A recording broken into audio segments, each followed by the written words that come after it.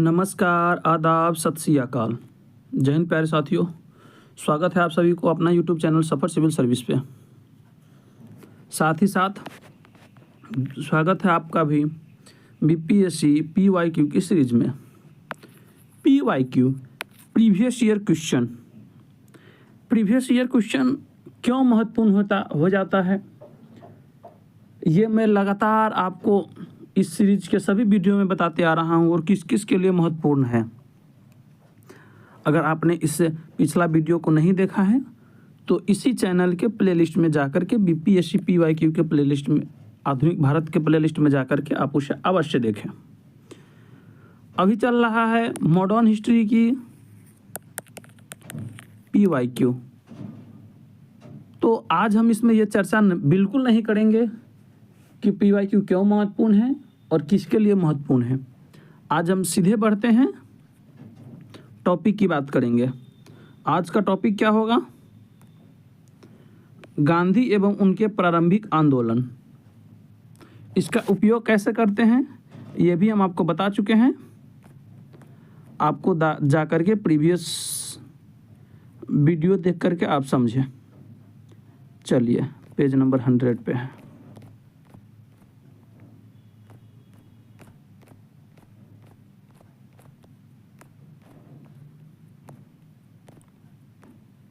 कर हर मैदान फतेह फतियाँ, कर हर मैदान फतेह।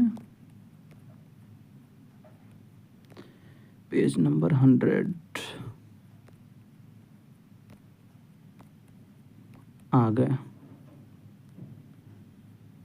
चलिए हम रूलिंग गांधी जी एवं उनके प्रारंभिक आंदोलन।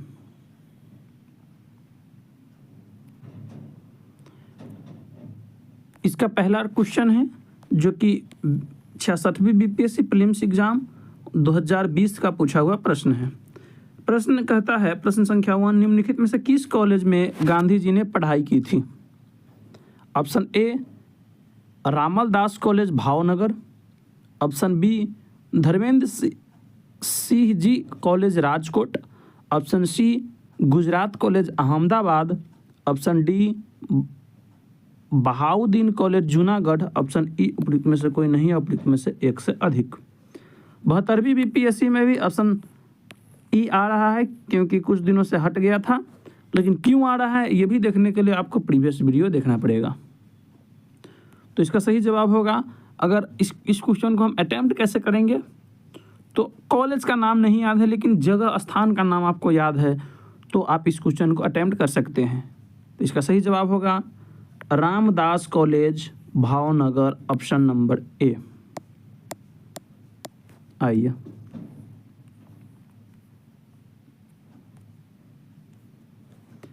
महात्मा गांधी ने अपनी आत्मकथा में अपनी शिक्षा का जिक्र करते हुए लिखा है कि मैंने शिक्षा की शुरुआत पोरबंदर के किसी पाठशाला से की, जहां मैं बड़ी मुश्किल से थोड़े पहाड़े सीख सका था।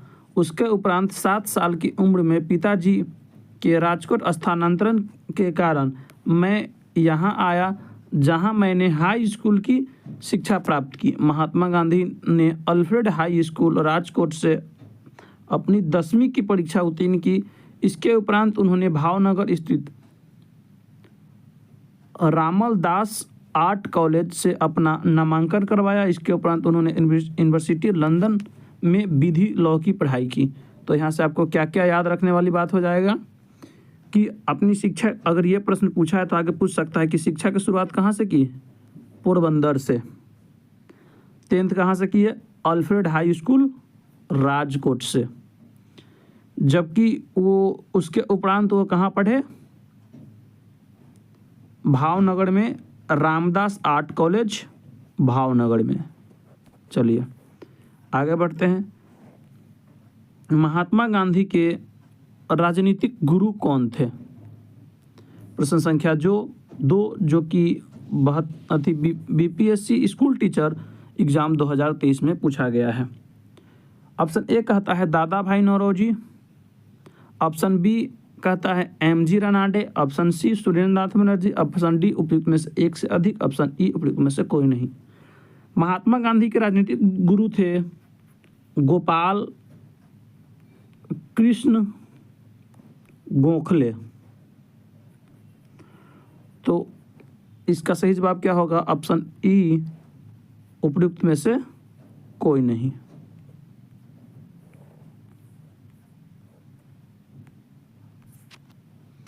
महात्मा गांधी द्वारा लिखित पुस्तक गोखले माई पॉलिटिकल गुरु में उन्होंने बताया कि गोपाल कृष्ण गोखले से मेरा गुरु और शिष्य वाला रिश्ता 1896 ईस्वी में बना था, किंतु इस रिश्ते का वास्तविक अनुभूति मुझे तब हुई जब मैं वर्ष 1902 में कलकत्ता कांग्रेस अधिवेशन में मिला। इसके उपरांत यह रिश्ता प्रगाढ़ होता चला गया। वर्ष 1915 में भारत लौटने के उपरांत गांधी जी ने भारत में अपने राजनीतिक जीवन की शुरुआत गोखले के मार्गदर्शन में की थी। आइए अगला प्रश्न है प्रश्न संख्या 3, जो कि आपको 46वीं बीपीएससी प्रीलिम्स एग्जाम 2004 का पूछा गया प्रश्न है। सर्वोदय शब्द का प्रयोग सर्वप्रथम किसने किया था? Option A Mahatma Gandhi, option B Pandit Jawaharlal Nehru, option C Vinoba Bhave एवं ऑप्शन डी जयप्रकाश नारायण। इसका सही जवाब होगा सर्वोदय शब्द की प्रयोग सर्वप्रथम किए थे महात्मा गांधी। तो इसका सही जवाब हो जाएगा ऑप्शन ए। सर्वोदय संस्कृत के दो शब्दों सर्व जिसका अर्थ सबका तथा उदय जिसका अर्थ होता है उत्थान से मिलकर बना है। सर्वोदय शब्द का प्रयोग सर्वप्रथम महात्मा गांधी जी ने किया था। वर्ष 1908 में जॉन एस्किन की पुस्तक ऑन टू दिस लास्ट के अनुवाद में इनका प्रयोग किया गया। इसका उद्देश्य सभी के अंदर स्वाधीनता और समानता की भावना का विकास करना था। डॉक्टर हीरालाल जैन और एस.एन. उपाध्याय द्वारा लिखित पुस्तक Mahavira his times and philosophy of life में लिखा है कि सर्वोदय शब्द का सर्वप्रथम प्रयोग सामंत भृद नामक जैन दार्शनिक ने लगभग दूसरी शताब्दी ईसा पूर्व में किया था। आगे चलकर गांधी जी ने इस शब्द को मजबूत आधार प्रदान करके इसे जन सामान्य के लिए लोकप्रिय बनाया। चलिए अगला प्रश्न है प्रश्न संख्या 4, जो कि बीपीएससी सीडीपीओ एग्जाम का पूछा हुआ प्रश्न 2018 का। किसकी कानूनी समस्या के समाधान हेतु गांधी जी 1893 में दक्षिण अफ्रीका बुलाए गए थे? कश्मीर के Sheikh Abdullah, option A, option B Bengal के तीतुमीर, ऑप्शन सी बिहार के इमदाद इमाम, ऑप्शन डी गुजरात के दादा अब्दुल्ला। ऑप्शन ई उपयुक्त में से कोई नहीं, उपयुक्त में से एक से अधिक। तो इसका सही जवाब होगा उपयुक्त में से कोई भी नहीं है, तो उपयुक्त में से कोई नहीं ऑप्शन ई। सॉरी, ये गुजरात के दादा अब्दुल्ला के समस्या के समाधान के लिए ये गए थे अफ्रीका। दक्षिण अफ्रीका में व्यापार करने वाले एक भारतीय मुसलमान गुजरात के व्यापारी दादा अब्दुल्ला ने गांधी जी के सामने मुकदमे को देखने का प्रस्ताव रखा, जिसे गांधी जी ने स्वीकार किया और 1893 में दक्षिण अफ्रीका गए। अब गए दक्षिण अफ्रीका में 1893। अगला प्रश्न है प्रश्न संख्या 5, जो कि आपको 66वीं बीपीएससी प्रीलिम्स एग्जाम 2020 का पूछा हुआ प्रश्न है। निम्नलिखित में से कौन सा भारत में गांधी जी का प्रथम सत्याग्रह आंदोलन था जिसमें उन्होंने सविनय अवज्ञा का प्रयोग किया? इसका सही जवाब होगा, और बीपीएससी की तैयारी करने वाले मुझे ऐसा लगता है कि 100% स्टूडेंट इसका सही जवाब देगा। ये चंपारण सत्याग्रह था जिसमें उन्होंने सविनय अवज्ञा शब्द का प्रयोग किया।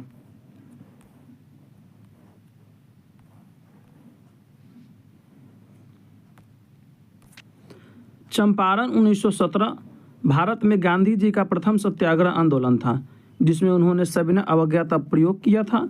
19वीं सदी के प्रारंभ में बिहार में चंपारण में प्रचलित तिनकठिया पत्ती के विरोध स्वरूप इस सत्याग्रह का प्रारंभ किया गया था। चंपारण सत्याग्रह के उपरांत गांधी जी ने इनका प्रयोग किया। 1918 में अहमदाबाद के कॉटन मिल मालिक और मजदूर में प्लेग बोनस को लेकर विवाद में हस्तक्षेप कर दिया विवाद में हस्तक्षेप कर लिया कर वर्ष 1918 में ही गुजरात के खेरा में किसानों की नष्ट हुई फसलों के बावजूद ब्रिटिश सरकार द्वारा लगान में छूट न देने के कारण गांधी जी ने खेरा सत्याग्रह प्रारंभ किया। ध्यातव्य है कि महात्मा गांधी द्वारा रॉलेट एक्ट सत्याग्रह का प्रारंभ 1919 में ब्रिटिश सरकार द्वारा समर्पित रॉलेट एक्ट के विरोध में किया गया था। आइए अगला प्रश्न है कि प्रश्न संख्या 6 जो कि आपको 64वीं बीपीएससी प्रीलिम्स एग्जाम 2018 का पूछा गया प्रश्न है। निम्न में महात्मा गांधी का भारत में पहला सत्याग्रह कौन था? देखिए प्रश्न रिपीट हो रहा है ना। तो ये पहला सत्याग्रह था चंपारण सत्याग्रह। कब हुआ था? 1917 में। आइए अगला प्रश्न है कि प्रश्न संख्या 7 जो कि 67वीं बीपीएससी प्रीलिम्स एग्जाम 2021 में पूछा है। गांधी जी को चंपारण आने का निमंत्रण किसने दिया था? अब आप बताएंगे ये 1916 में गए थे व्यक्ति। कहाँ? जब लखनऊ अधिवेशन हो रहा था कांग्रेस के, वहीं पे गए थे। ऑप्शन ए में दिया है Rajkumar Shukla, option B Rajendra Prasad, option C Jayaprakash Narayan, option D Krishna Sahay, option E उपयुक्त में से कोई नहीं, उपयुक्त में से एक से अधिक। तो ये राजकुमार शुक्ल जी ने चंपारण के किसानों की समस्या को लेकर के 1916 में कांग्रेस के लखनऊ अधिवेशन में गांधी जी से मिलने और आमंत्रण देने गए थे कि आप चंपारण आइए।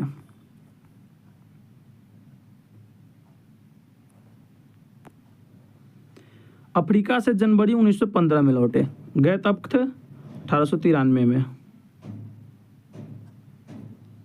1 सेकेंड, गए अफ्रीका गए कब थे?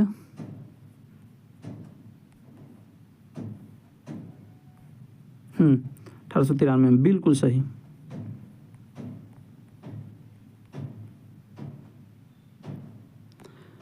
अफ्रीका गए थे 1893 में, जबकि वहां से लौटे 1915 में। लौटने के बाद गांधी जी ने अपना प्रथम सत्याग्रह बिहार के चंपारण जिले में 1917 में किया। वर्ष 1916 में चंपारण के एक किसान राजकुमार शुक्ल ने गांधी जी से लखनऊ में भेंट की 1916 के कांग्रेस के लखनऊ अधिवेशन में, और उनसे चंपारण आने का आग्रह किया। चंपारण का मामला बहुत पुराना था। 19वीं सदी के समाप्त होते होते जर्मनी में रासायनिक रंगों ने बाजार में नील का स्थान ले लिया। फलस्वरूप चंपारण के यूरोपीय बागान मालिक नील की खेती बंद करने के लिए विवश हो गए। किसान भी नकदी फसल नील की खेती से छुटकारा पाना चाहते थे। गोरे बागान मालिकों किसानों की मजबूरी का फायदा उठाकर उन्हें अनुबंध से मुक्त करने के लिए लगान एवं अन्य गैर कानून करों की दर मनमाने ढंग से बढ़ा दिया। किसानों के इसी उत्पीड़न के विरोध में गांधी जी ने चंपारण सत्याग्रह प्रारंभ किए थे। आइए अगला प्रश्न है जो कि एकदम रिपीट प्रश्न है। प्रश्न संख्या 8 जो कि 66वीं बीपीएससी प्रीलिम्स एग्जाम 2020 का पूछा गया प्रश्न है। चंपारण में इंडिगो मतलब नील के किसानों की दशा की ओर गांधी जी का ध्यान किसने आकर्षित कराया? तो राजकुमार शुक्ल जी ने। Option D.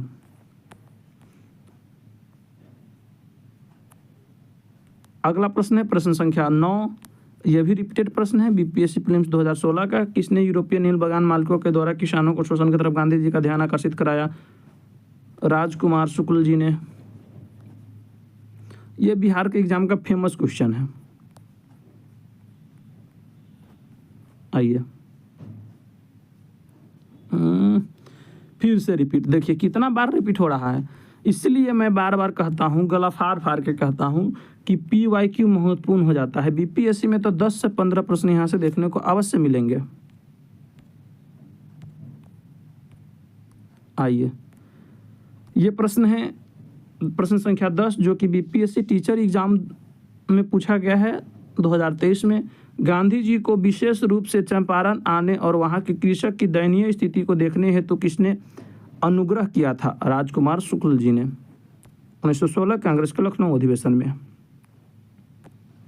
राजकुमार शुक्ल ने, बताइए।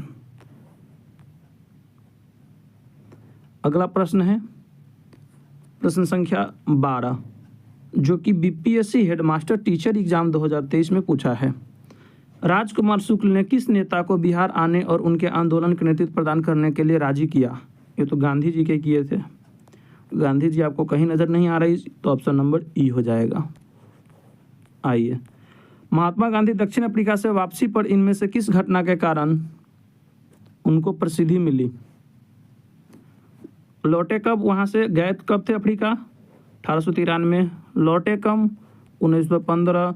1916 के कांग्रेस के लखनऊ अधिवेशन में उन्हें निमंत्रित करने कौन गए? राजकुमार शुक्ल। किसके लिए? चंपारण के लिए, किसानों को की समस्या के लिए। तो वहाँ कौन सा सत्याग्रह हुआ? चंपारण सत्याग्रह।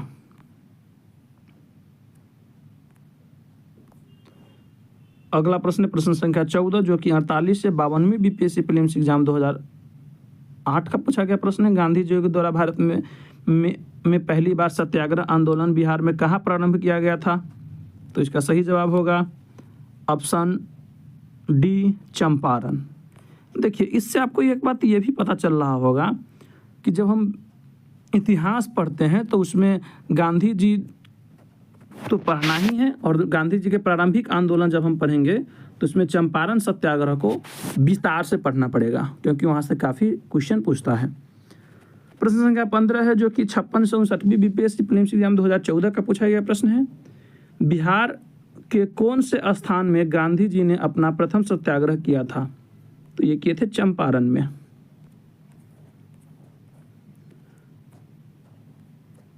अगला प्रश्न है प्रश्न संख्या 16, जो कि 48 से 52वीं बीपीएससी प्रीलिम्स एग्जाम 2008 का पूछा हुआ प्रश्न है। चंपारण नील आंदोलन के राष्ट्रीय नेता कौन थे? महात्मा गांधी। अगला प्रश्न प्रश्न संख्या 17, जो कि 66वीं बीपीएससी री एग्जाम 2020 का पूछा हुआ प्रश्न है। चंपारण आंदोलन मुख्यतः किसके विरोध में था?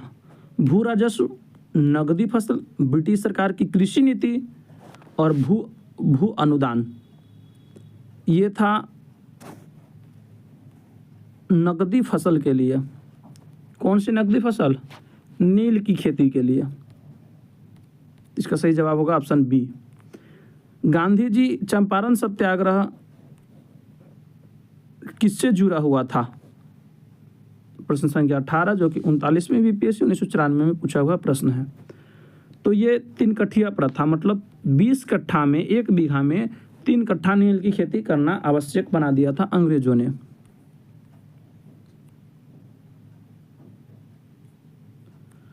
अगला प्रश्न कह रहा है प्रश्न संख्या 19, जो कि आपको 66वीं बीपीएससी प्रीलिम्स एग्जाम 2020 का पूछा हुआ प्रश्न है। बिहार में 3 कट्ठिया पत्ती में नील की खेती के लिए भूमि का कितना भाग अमानत रखा जाता था? 3/20। अभी तो बताए हैं। अगला प्रश्न है प्रश्न संख्या 20, जो कि बीपीएससी सीडीपीओ प्रीलिम्स एग्जाम 2005 का पूछा हुआ प्रश्न है। गांधी जी ने भारतीय राजनीति में प्रवेश किया कहाँ से? अरे भैया, 1893 में वो दक्षिण अफ्रीका गए, वहाँ से 1915 में लौटे। 1916 में राजकुमार शुक्ल जी ने लखनऊ अधिवेशन में मुलाकात किया और चंपारण आने के लिए निमंत्रण दिया। तो पहला सत्याग्रह कौन सा किए? चंपारण आंदोलन। राजनीति में प्रवेश चंपारण आंदोलन से किए थे। आइए, अगला प्रश्न है प्रश्न संख्या 21, जो कि आपको 42वीं बीपीएससी प्रीलिम्स एग्जाम 1997-98 का पूछा गया प्रश्न है। महात्मा गांधी ने सर्वप्रथम किस किसान आंदोलन में भाग लिया? चंपारण सत्याग्रह। 1917 में अगला प्रश्न है प्रश्न संख्या 22, जो कि आपको 17वीं बीपीएससी री एग्जाम में पूछा गया प्रश्न है। 1917 में चंपारण सत्याग्रह का नेतृत्व किसने किया था?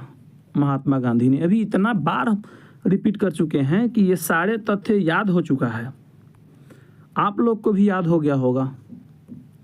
अगला प्रश्न है प्रश्न संख्या 23, इसे थोड़ा ध्यान से बनाना है। 71वीं बीपीएससी प्रीलिम्स एग्जाम 2025 का पूछा हुआ प्रश्न है। प्रश्न है कि चंपारण कृषि कमेटी की नियुक्ति में किसके बीच समझौता हुआ था?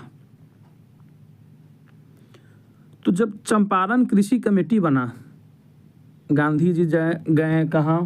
चंपारण। तो वहाँ के जो वर्तमान मजिस्ट्रेट था, डीएम था, गांधी जी को प्रवेश से मना कर दिया। फिर भी वो अनशन पे बैठ गए, भूख हड़ताल पे बैठ गए। तो एक कृषि कमेटी बनाई गई, वो भारत सरकार और गांधी जी के बीच बनाई गई थी। ऑप्शन ए राइट आंसर।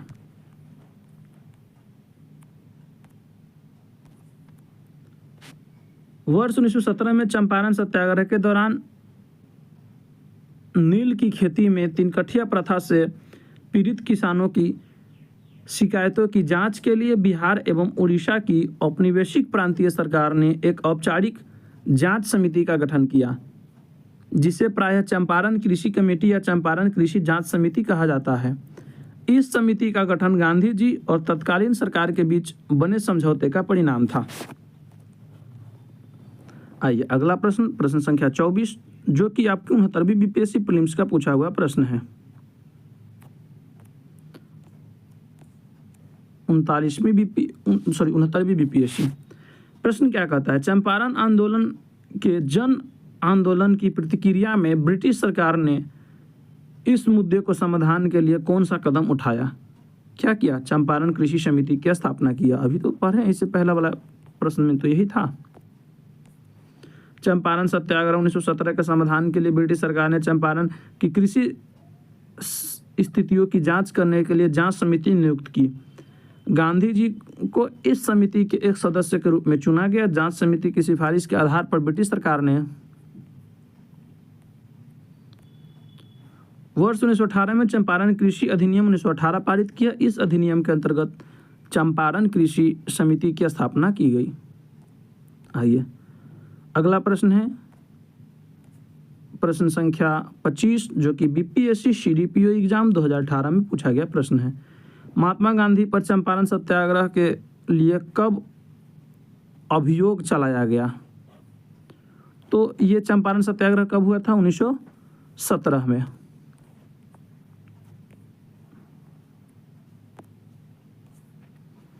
वर्ष 1917 में महात्मा गांधी पर चंपारण सत्याग्रह के लिए महाभियोग चलाया गया था।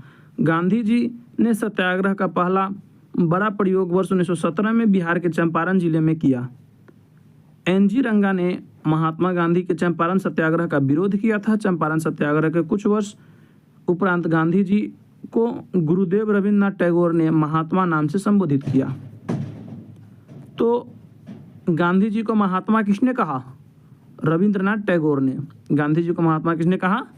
रविंद्रनाथ टैगोर ने। गांधी जी को महात्मा किसने कहा? रविन्द्रनाथ टैगोर ने। इस प्रकार से आप इसे याद करेंगे। चंपारण सत्याग्रह के दौरान रविन्द्रनाथ टैगोर द्वारा गांधी जी को महात्मा के नाम से संबोधित किया गया। गांधी जी को महात्मा किसने कहा? रविन्द्रनाथ टैगोर ने। कब? चंपारण सत्याग्रह के समय। उल्लेख किसी प्रमाणिक प्राथमिक स्रोत में उपलब्ध नहीं होता। आइए अगला प्रश्न है प्रश्न संख्या 26, जो कि 42वीं बीपीएससी प्रीलिम्स एग्जाम 1997 में पूछा गया प्रश्न है। हालांकि उस समय के हिसाब से यह प्रश्न थोड़ा सा कठिन श्रेणी की प्रश्न है। प्रश्न कहता है कि चंपारण आंदोलन में से कौन संबंधित नहीं था? तो इससे संबंधित थे राजेंद्र प्रसाद, अनुग्रह नारायण सिंह एवं जेबी कृपलानी। कौन संबंधित नहीं थे? जयप्रकाश नारायण। Option D.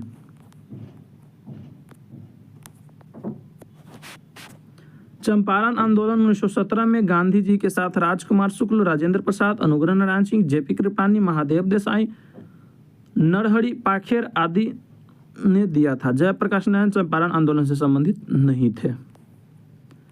आइए अगला प्रश्न है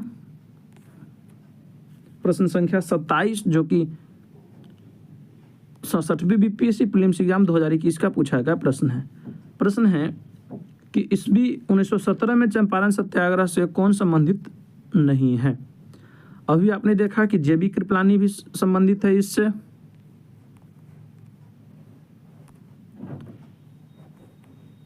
जेपी कृपलानी जी भी संबंधित है, राजकुमार शुक्ल जी भी संबंधित है, राजेंद्र प्रसाद भी संबंधित है, तो कौन सा संबंधित नहीं होगा? राम मनोहर लोहिया। ऑप्शन इसका हो जाएगा डी आंसर। आइए अगला प्रश्न है प्रश्न संख्या 28, जो कि बीपीएससी सीडीपी और प्रीलिम्स एग्जाम 2018 का पूछा हुआ प्रश्न है। प्रश्न क्या कहता है? यदि नील की खेती करने से छूट चाहते तो नील के किसानों का कौन सा क्षतिपूर्ति कर देना पड़ता था? मतलब अगर नील की खेती किसान चाहते कि हम नील की खेती नहीं करेंगे तो उसे कौन सा ऐसा कर था जो क्षतिपूर्ति के रूप में देना पड़ता था? बट्टा कर, जजिया कर, नजराना, तावान या उपयुक्त में से कोई नहीं, उपयुक्त में से एक से अधिक। तो अगर हम ये थोड़ा सी कठिन प्रश्न के श्रेणी में आएगा, फिर भी हम कहते हैं कि जब आप गांधी जी को पढ़ते हैं, उनके प्रारंभिक आंदोलन के पढ़ते हैं जिसमें आप चंपारण सत्याग्रह पढ़ेंगे, तो उससे बिल्कुल विस्तार से पढ़ें, क्योंकि गांधी जी के प्रारंभिक आंदोलन में केवल चंपारण सत्याग्रह से ही बैक टू बैक प्रश्न पूछा हुआ है। अगर हम थोड़ा दिमाग लगाएं तो जजिया कर, ये मध्यकालीन भारत के इतिहास में आप पढ़े होइएगा। नजराना भी उसी समय पढ़े होइएगा। बट्टा और तवान में आपको समस्या हो सकता है, तो 50-50 की चांस लेकर के आप यहाँ पे इस प्रश्न को हल कर सकते थे। फिर भी इसका सही जवाब होगा तावान लिया जाता था।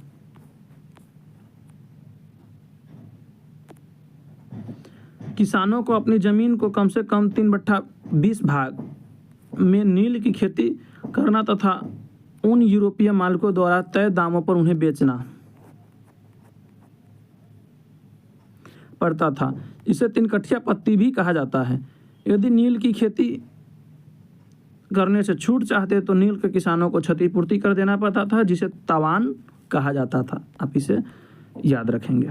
आइए अगला प्रश्न है प्रश्न संख्या 29, जो कि 39वीं बीपीएससी प्रीलिम्स एग्जाम 1994 का पूछा हुआ प्रश्न है। 1917-18 में अहमदाबाद में गांधी जी द्वारा चलाए गए सत्याग्रह में किसने हिस्सा लिया? तो अहमदाबाद की समस्या क्या था? ये फैक्ट्री मजदूर एवं फैक्ट्री मालिक के बीच विवाद की समस्या थी। तो आप यहाँ से ऑप्शन एलिमिनेट कर सकते हैं। कृषक वर्ग, क्योंकि ये तो खेती करते हैं। जनता भी नहीं होगा, मजदूर भी नहीं होगा, ये औद्योगिक कर्मी होगा। इसका सही जवाब ऑप्शन बी। आइए इसके एनालिसिस को पढ़ते हैं। चंपारण की सफलता के बाद गांधी जी अगला प्रयोग 1918 में अहमदाबाद का एक कॉटन टेक्सटाइल मिल में मिल मालिक और मजदूरों के बीच बोनस बढ़ाने को लेकर चल रहे विवाद के हस्तक्षेप करना था। यह विवाद प्लेग बोनस को लेकर था। प्लेग का प्रकोप खत्म होने के बाद मालिक इसे समाप्त करना चाहते थे, जबकि मजदूर इसे बरकरार रखने की मांग कर रहे थे। उत्पादन लागत, मुनाफा और मजदूरों की जीवन निर्वाह खर्च का गहराई से अध्ययन करने के बाद गांधी जी ने घोषणा किया कि मजदूरों का वेतन 35% की वृद्धि की जानी चाहिए। मिल मालिकों द्वारा गठित ट्रिब्यूनल ने इसकी बात मान ली।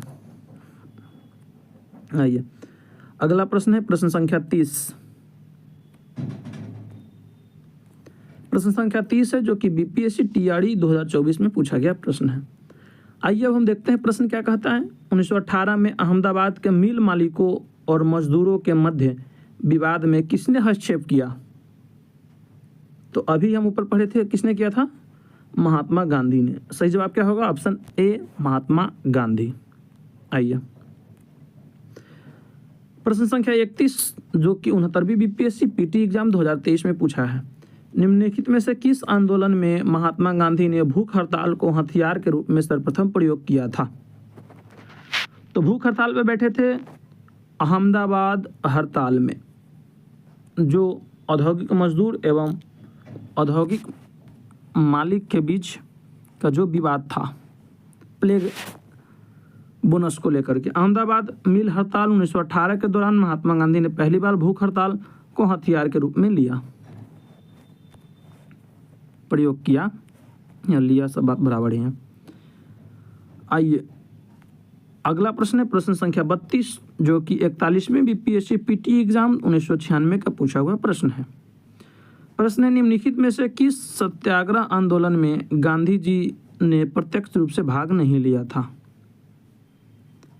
तो खेरा सत्याग्रह में भी भाग लिए थे, असहयोग आंदोलन में भी भाग लिए थे, राजकोट सत्याग्रह में भी भाग लिए थे। तो किस में भाग नहीं लिए थे? वायकोम सत्याग्रह में। तो इसका सही जवाब होगा ऑप्शन सी, वायकोम सत्याग्रह।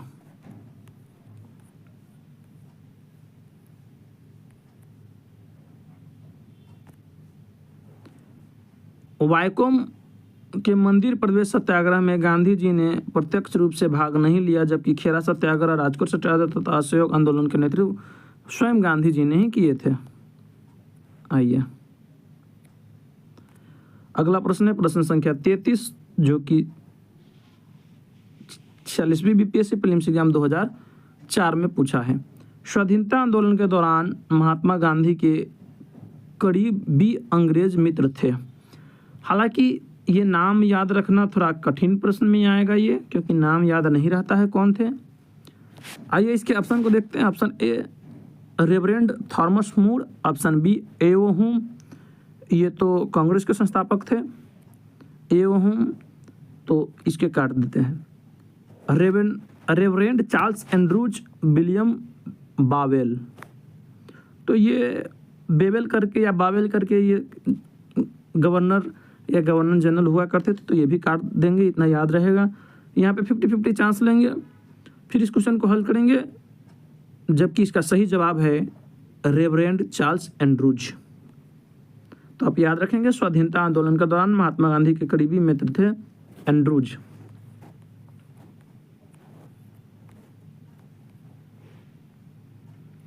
आइए एनालिसिस को देखते हैं।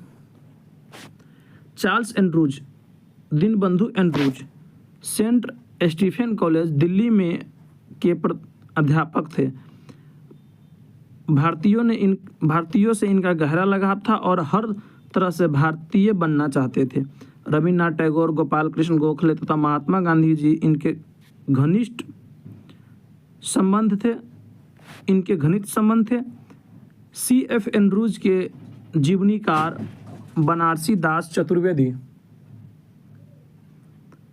और मार्जरी माइकल्स ने अपनी पुस्तक चार्ल्स फिर एंड्रूज ए नैरेटिव में उल्लेख किया है कि C.F. एंड्रूज यानी दीनबंधु गरीबों के मित्र उपनाम सर्वप्रथम 1917 में फिजी के भारतीयों द्वारा दिया गया था। एंड्रूज वर्ष 1925 और 1927 में all India trade union Congress के अध्यक्ष भी रहे।